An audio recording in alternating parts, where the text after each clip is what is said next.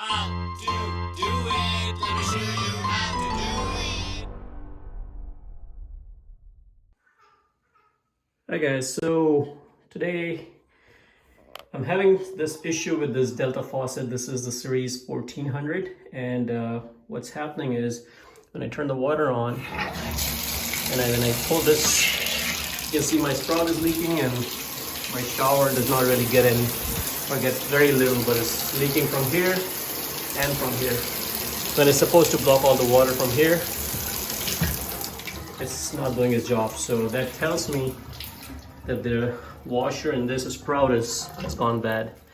So you can go ahead and remove it, and I'll show you guys how you can fix that. So there is a hex at the very bottom right here that we're gonna undo the screw from there, and then we can turn this and get this baby out. Okay, so I use this and I just put under here. I'm not exactly sure what size this is, but I was able to unscrew the screw at the very bottom of this using this size. I'm not exactly sure, but doesn't say that.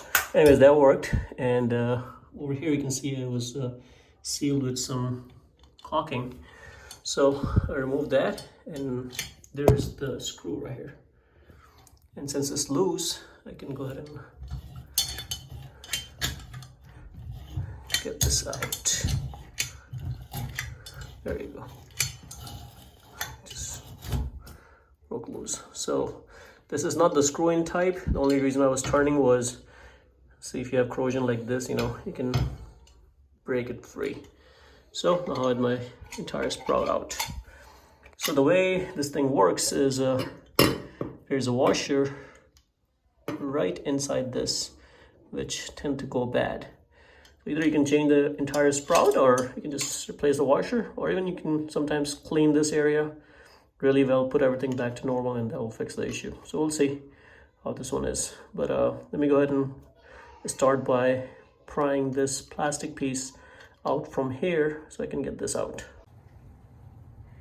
Okay, so to pull this pin out, what I did was I kind of pried this open with a screwdriver.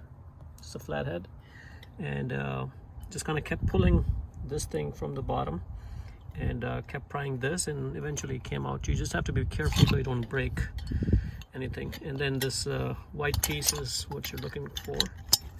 So come out, and there's the washer. Now if you notice over here, there's a lot of corrosion inside, and that could be the issue.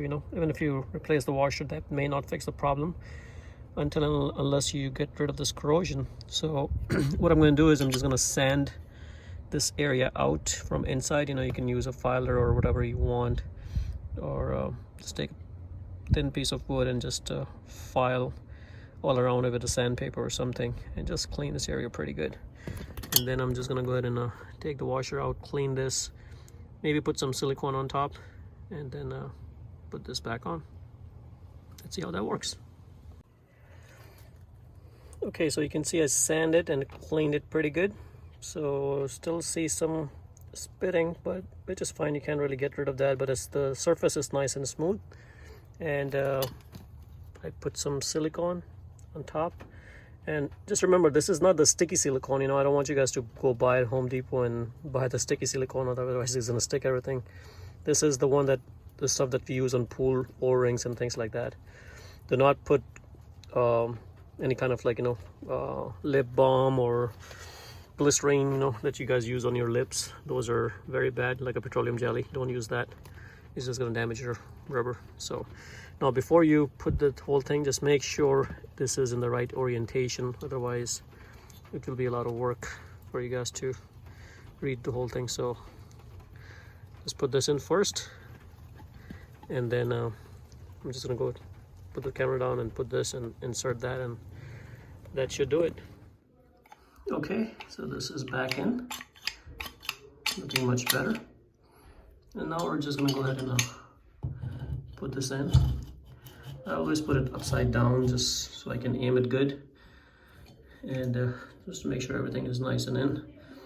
And then I'm just gonna take my Allen key and start typing that, and we'll see how it works. Okay, so this is all installed. If you had caulking previously in there, just make sure you re-caulk the whole thing, and it's nice and sealed.